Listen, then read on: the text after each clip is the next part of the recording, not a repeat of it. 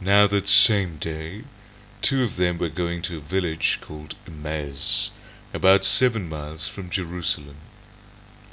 They were talking with each other about everything that had happened.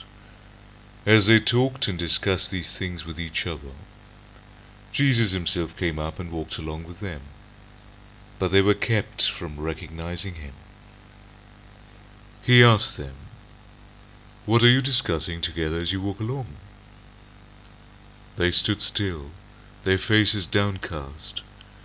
One of them, named Cleopas, asked him, "Are you only a visitor to Jerusalem, and do not know the things that have happened there in these days?" "What things?" he asked. "About Jesus of Nazareth," they replied. "He was a prophet, powerful in word and deed before God and all the people.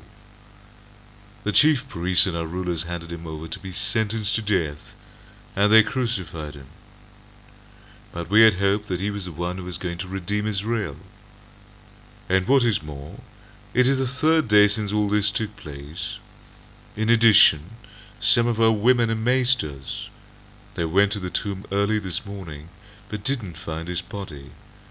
They came and told us that they had seen a vision of angels, who said he was alive. Then some of our companions went to the tomb, and found it just as the women had said, but him they did not see." He said to them, "How foolish you are, and how slow of heart to believe all that the prophets have spoken. Did not the Christ have to suffer these things and then enter his glory?" And beginning with Moses and all the prophets, he explained to them what was said in all the scriptures concerning himself.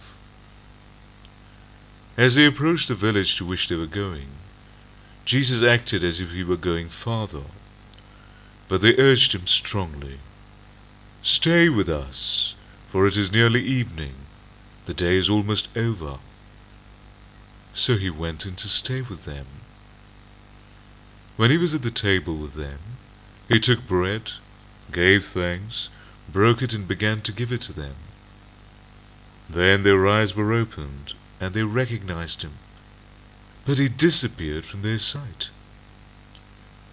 They asked each other, "Were not our hearts burning within us while he talked with us on the road, and opened the scriptures to us?" They got up and returned at once to Jerusalem. There they found the 11 and those with them, assembled together and saying, "It is true, the Lord has risen and has appeared to Simon." Then the two told what had happened on the way, and how Jesus was recognized by them when he broke the bread. While they were still talking about this, Jesus himself stood among them and said to them, "Peace be with you." They were startled and frightened, thinking they saw a ghost. He said to them, "Why are you troubled? And why do doubts rise in your minds?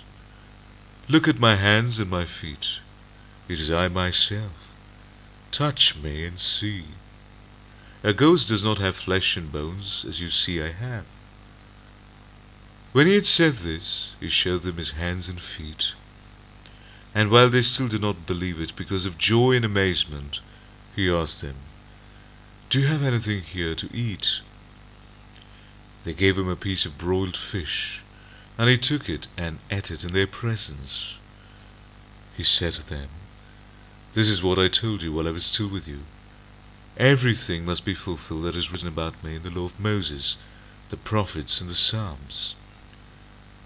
Then he opened their minds so they could understand the scriptures. He told them, "This is what is written, that Christ will suffer and rise from the dead on the third day, and repentance and forgiveness of sins will be preached in his name to all nations, beginning at Jerusalem. You are witnesses of these things.